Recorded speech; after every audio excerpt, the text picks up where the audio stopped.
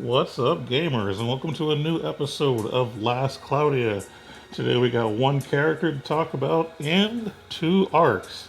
Hopefully, you won't hear any storms in the background. It is getting a little bit crazy here in San Antonio, Texas. But before we continue, let's do a little housekeeping. I kind of want to go over something real quick that may confuse people that don't know what to do up front with the new edition of the story because there's a bit of a forest maze thing going on. And for those who haven't looked at social media at all, you may not particularly know what you're supposed to do. Alright, so you're going to be starting off at the Badal rainforest. What will happen is you'll get to a point to where you'll be fighting in one of the levels and it's going to ask you for directions to go. Pick the wrong direction, you don't really go any further. So there's a way to figure out what to do. So once you've completed that particular quest, and the quest is actually, let me see here. I think it's Forest Wandering is where it starts. So once you get there, you have to at least complete it once. Even if you don't guess correctly, you still need to complete that once. Once you've completed it, you want to go to Port Ordal, which is right over here. When you go to Port Ardal, there's going to be a sub quest to do. You pick up the quest. There's going to be these two little girls. I think it's like Tito and Toti. It's kind of funny and silly. They want you to basically do a fetch quest. So you got to go somewhere else to kill some spiders, come back, and then they tell you that you need a fairy basically to unlock it, and then they give you like a little net that can catch fairies without harming them. So once you do this side quest, you're then going to go to the very beginning of the game, right here, where the World Tree Yggdrasil is. Next to the tree to the left of it, you're going to see about, I think it's three little fairies kind of flying around. Just tap it. Once you tap it, it'll actually show a pop-up that shows that gained the fairies.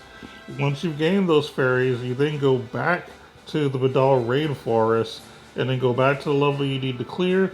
And then once it gets to the end of the first wave, it'll show a direction, but you'll see a fairy flying on the top of the screen. So that fairy will then fly down to whichever direction you need to go to, and that'll get you through that level. And I think that happens about two or three more different stages as well. So it's not just one. I think it's like two others. So once you do all of that, you're good to go, and then you'll be able to move on. All right, so now that we got that out of the way, I figured I'd give out something a little bit hopeful. Let's go ahead and collect our stuff while we're here. Why not? Oh, all right. Now let's go ahead and talk about some characters, arcs, and get to just one little gacha pull. Let's see if we can get something. But first, let's have a chat. All right. So today we are talking about the recommended Tinkili, the diva. So this is a character that's going to be very different from most of your normal characters. She's basically a full support character. Looking at her stats, it's pretty average. You're not looking at dealing a lot of damage as far as strength or intelligence. This is all about support. I actually have a friend who used to play this game briefly, and I think he dropped it like a long time ago. He's big on support characters in any RPG, so if he was still playing, he would absolutely love this chick. But anyway, stats are kind of they're like I said, they're very average, a hybrid, if you will, of a character, which we've discussed before in a previous video. The only thing that I kind of wish is, being that she's someone that may not be doing a lot of frontline damage, they should have gave her something at 900, like Mind or something like that. I think that would probably make the more sense, but that's just me being weird. All right, let's take a look at her abilities. So, the first one is a light combo attack that basically gives strength to all human units within range by 20%. So there you go. Well, you use her plus a few human characters, you're going to get a bump off of her S1. That's actually pretty good. The second one is just a light attack, nothing special. The third one is the long range light attack. Activates a barrier to have physical damage for all allies. So a little bit of a damage mitigator, so decent. And then her special grants a damage boosting effect for all ally skills and specials.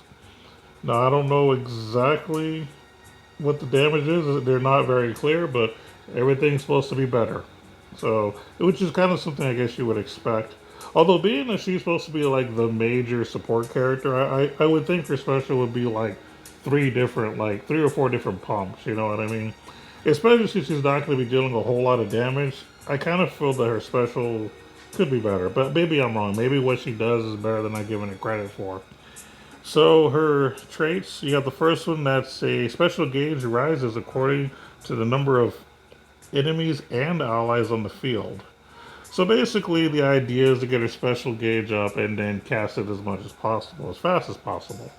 And then the other one is when a staff, clothes, or accessory is equipped, show the true power of skill and special. I'm going to be honest with you, I have absolutely no idea what this means. I mean, obviously, you'll have to equip one of these three things either a staff, or a clothes, or an accessory. If you have at least one of those three, you'll get this, but I have no idea what that entails. I don't know if just you're going to get like damage boosts, or I don't quite understand that. Now, is that just for her? I mean, it doesn't really. Like, I'm guessing it's just for her. So I'm guessing for her, her abilities get better. Is my understanding. Again, that's worded really strangely. So maybe if one of you guys understand, let me know in the comments because I'm not gonna lie, I don't get it. I'm not gonna pretend I know what I'm talking about here. All right, let's take a look at the skills. So you have Brave Phaser, and these are all spells right now. Aura Phaser, Metis Phaser. So basically, you're boosting all of different stats here. Speed Phaser, and then of course Heat Live. All ally skill recovery speed plus 25%. That's probably going to be one of the spells you're going to want to cast quite often because everybody wants that recovery speed. And then Magna Exciter, all allies physical attack power plus 20%. So that might be something else that you might actually cast. Devotion.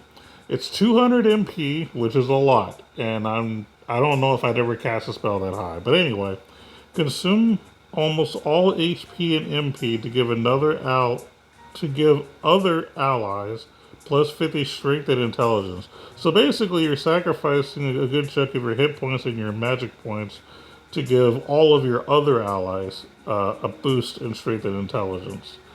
So, you know, basically she's sacrificing herself for the party, taking one for the team. Again, 200 MP. I wouldn't do that, but, you know, there's probably something fantastic about it. I mean, 50% boost is pretty good for, you know, three other people, but I don't know, that's a lot. Anyway, moving along. So the passives, you have MP plus 3 and 4, which I'm not sure this is the first character to have MP plus 4, but she's got it.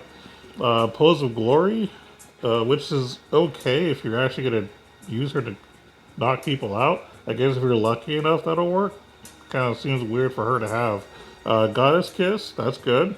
For her, Blessed Speed, not bad. Holy Aura, this sounds like a weird ability for her to have. Like, I feel like this should go to a character that has dual wield, because that's the main reason people equip this, is to get extra damage on multiple weapons. And for someone like her who's not trying to deal damage, I guess this is their way of trying to cover up the fact that she doesn't have any strength, or doesn't have much strength to begin with. So, whatever. Quick Trigger, I'm going to say the quick triggers and the skill stuff, that's going to be a necessity for her because she's all about her skills for the most part. So yeah, quick trigger, good for her. Decoys, decent in general. Determinations, decent in general. Concentrate, all right. And then, of course, last song. So this is specifically for her. 90 seconds into surviving each wave. So basically a minute and a half on each wave. User gives all allies permanent Brave, Aura, Metis, and Fort effects. So yeah, you basically get 4 different boosts. I'm not exactly sure what Fort effect is. Now I've played D&D before, so I know what a Fort save is, but I don't quite understand the Fort effect on this game. But Brave, Aura, and Metis, I get that. You're basically getting a boost in strength, intelligence, in mine. So I'm guessing a fort's defense is what I'm going to assume. So yeah, there you have it. So that's her in a nutshell. Not gonna lie, I'm not impressed. I mean, I like the concept of a support character too. I think that it's cool to have, but I just feel like her abilities are questionable because I don't know exactly what they all do and what all of the text means. So I feel like it's not as good as it could be because I don't understand it. And then her stats are average, like completely average. So it's hard to say. And I guess for a support character, you don't have to have like 900 all across the board, but I figure give her at least a boost in mind, is what I would say, at the very least. But anyway, yeah, that's her. I'll say she's probably going to be mid, maybe low tier. I'll say mid tier because, again, she's probably a lot better than I'm giving her credit for. So if you guys want to, let me know like what you think about her, if you think she's better, tell me why. Like I said, if I get her, I'm not going to be upset. I'm probably not going to really level her right away, but you know, I've always loved to collecting new things. So there you go. All right, let's talk about the arcs. See if any of these are going to be stuff that I want to pull. So you got the Venom Dragon Babalad. So this arc, the attribute is when support magic debuffs are granted, lower HP. Special terrain only, which could mean a few things. Magical damage plus 40%. Poison and deadly poison resistance plus 2%. So I'm guessing deadly poison is going to be a new element. Not exactly sure what the deadly poison is going to mean, but it's going to be worse than poison, is my assumption. So, okay, it's alright. But let's take a look at the skills. So you learn Poison Cloud, Terra Melt. Now, Terra Melt's actually good, so I'm actually cool with that. Poison Nail, it's okay. Venomous Rainfall. So this is actually a good one. Dark Attack against all enemies, chance to inflict poison. This is similar to the Ice spell that you can get from the Manus collection. I think it does like ice damage to everyone, and they could potentially get a. I'm not sure if it's some kind of a debuff. It may be poison, but I may be wrong. But it's similar to that. You also have Anula Melth. Decreased status element resistance for all enemies. Okay. So basically, you're building a Saboteur with this arc. And then, of course, your your S8 SC cost is going to be Dark High Boost, which is good for any character that you're using that for. A weird arrangement of abilities, but I mean, sure, it's alright. And then, of course, the award is going to be Venocleave. So this is a dark attribute weapon, claw to be more specific. Strength is 170, which is good. Intelligence is 66, which is decent. Regular attacks have a chance to poison an enemy. Surprise, surprise. Damage to poison enemies plus 50%. That last part is what makes this weapon pretty good. So not only are you going to potentially poison them, and you're going to probably have abilities that help to mitigate that.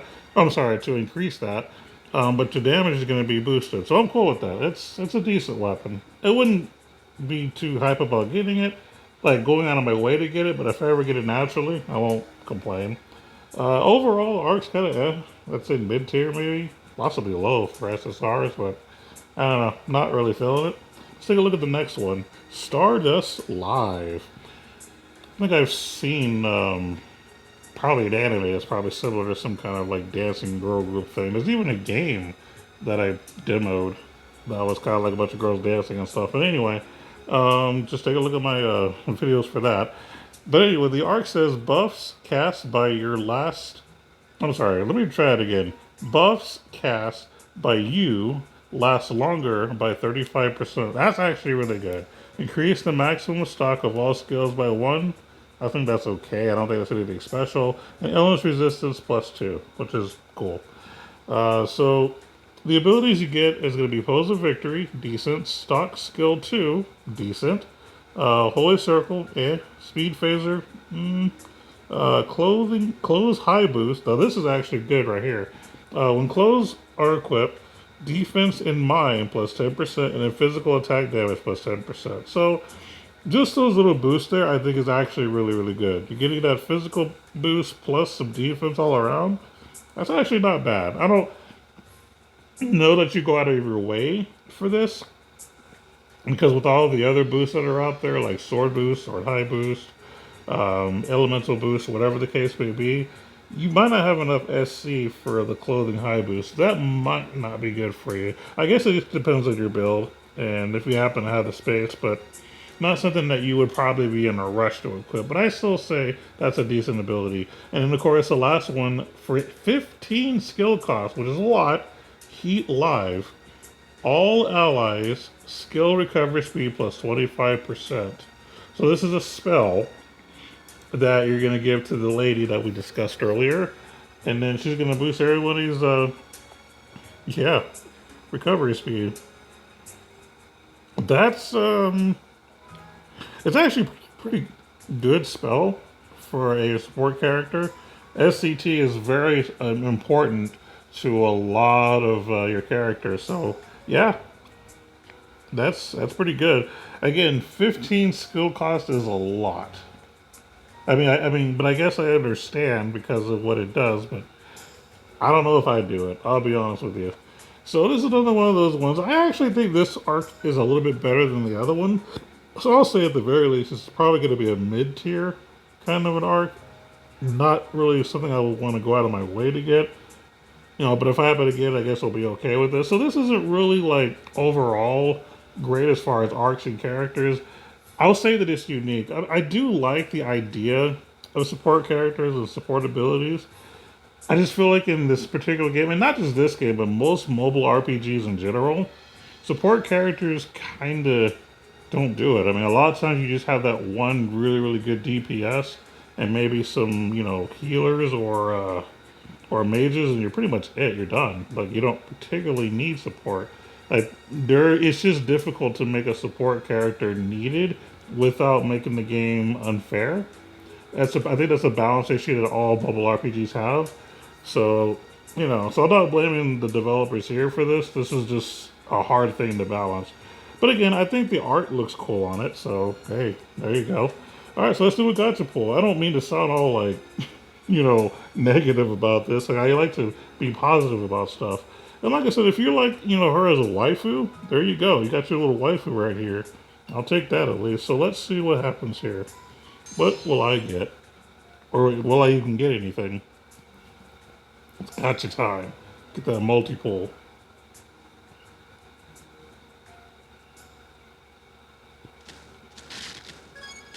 Alright.